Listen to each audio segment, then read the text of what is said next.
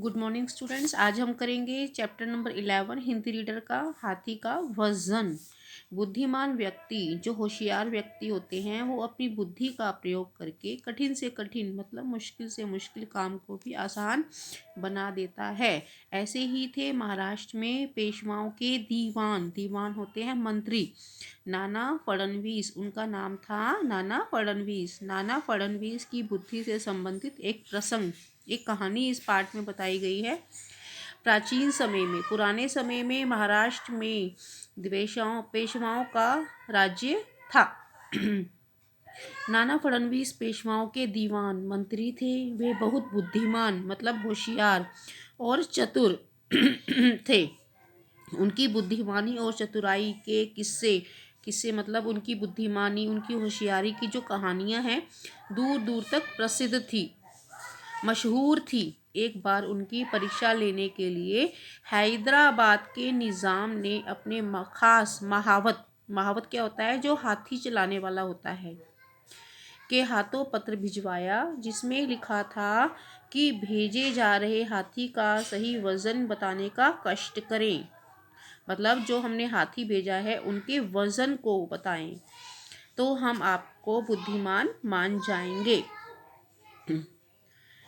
निज़ाम का पत्र पढ़कर लोगों को बहुत अचंभा हुआ। अचंभा मतलब हैरानी हुई, क्योंकि उन दिनों वज़न तोलने की बड़ी बड़ी मशीनें नहीं होती थी। अच्छे अच्छे विद्वानों को भी हाथी का वज़न तोलने की कोई तरकीब नहीं सूझी। उपाय कुछ भी उपाय नहीं सूझ रहा था, उनको दिमाग में आ रहा था। काफ़ी सोच विचार कर नाना साहेब ने महावत से हाथी को नदी के किनारे ले जाने को कहा। फिर उन्होंने नौकरों से कहकर नदी किनारे एक बड़ी सी नाव और तराजू बाट की व्यवस्था करवाई। तराजू बाट जिसमें हम सब्जियां वगैरह तोलते हैं। नाना साहेब अपने सहयोगियों के साथ नदी के किनारे पहुँचे। उन्हें महावत को आदेश मतलब आज्ञा दी, नाव को पानी में उतारकर उसमें हाथी को चढ़ा दो। नाव को पानी में उतार दो और हाथी को उसमें चढ़ा दो। महावत ने यह काम आसानी से कर दिया। जैसे ही हाथी नाव में चढ़ा, नाव एक निश्चित स्थान तक पानी में डूब गई। जब भारी चीज नाव के ऊपर जाएगी तो नाव जो है वो नीचे की तरफ डूबने लगेगी। जिस स्थान तक नाव डूबी थी, नाना साहेब ने वहाँ एक चिन्ह मतलब निशान लगवा दिया। अब नाना साहेब ने हाथी को नाव से उतरवा दिया। इसके बाद नाना साहेब ने नौकरों को नाव में पत्थर डालने के लिए कहा। जैसे ही नाव में पत्थर डाले गए, नाव धीरे धीरे डूब गई और जहाँ तक वो नाव डूबी ना, उन्होंने वहीं तक ही वो पत्थर डलवाए। तब पानी का तल ठीक लगाए गए, चिन्ह तक पहुँच गया। वही हुआ ना, निशान तक उन्होंने उस नाव के अंदर पत्थर डलवा दिए। तब उन्होंने पत्थर डलवाने बंद कर दिए। अब उन्होंने सभी पत्थरों को नाव से उतरवाकर तराजू से तुलना लिया। पत्थरों की कुल तोल को जोड़कर उन्होंने हाथी का सही वजन बता दिया। अपनी बुद्धिमानी से उसने अपनी हाथी का जो वजन था वो बता दिया। निज़ाम को जब यह सूचना मिली तो वह बहुत प्रसन्न हुआ। उसने पुरस्कार मतलब इनाम में वह हाथी नाना साहिब को दे दिया।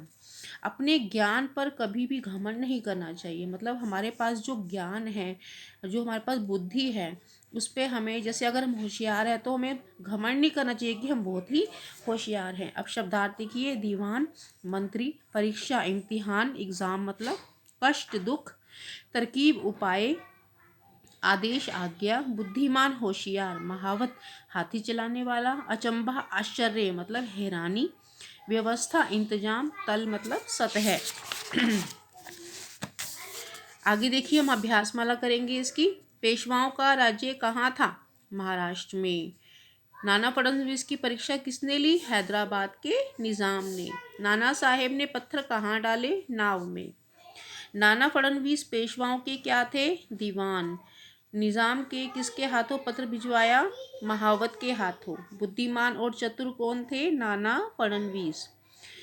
नाना साहेब ने नौकरों से नाव में क्या डालने के लिए कहा? पत्थर। आगे देखिए, रिक्त स्थानों की पूर्ति कीजिए। नाना फडणवीस पेशवाओं के दीवान थे, मंत्री थे। उन्होंने महावत को आदेश दिया, नाव को पानी में उतारकर उसमें हाथी को चढ़ा दिया। निज़ाम बहुत प्रसन्न हुआ। अब सही गलत देखिए। नाना फडणवीस आलसी थे, रॉन्ग। पत्र लेकर महावत आया, राइट। निज़ाम ने घोड़े का वजन तोलने को कहा, रॉन्ग। निज़ाम बहुत दुखी हुआ, नहीं, प्रसन्न हुआ, तो ये रॉन्ग है। आगे देखिए, हमने संज्ञा करी थी ना ग्रामर में, तो हमने यहाँ पर संज्ञा को छांटना है, मतलब किसी जगह का नाम, किसी वस्तु का नाम, किसी स्थान का नाम, किसी व्यक्ति का नाम। नाना फडणवीस, महाराष्ट्र, नाव, निज़ाम, हाथी और पत्थर। ठीक है।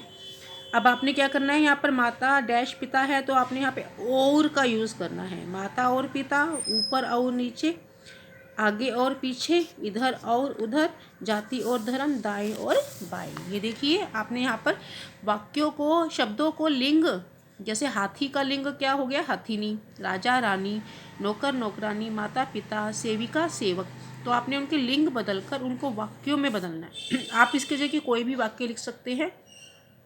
हथिनी जंगल में रहती है, रानी महल में रहती है, नौकरानी काम करती है, पिता घर के मुखिया होते हैं, राजा के 2 सेवक हैं। Thank you, have a nice day. हमारा ये चैप्टर कंप्लीट हो चुका है।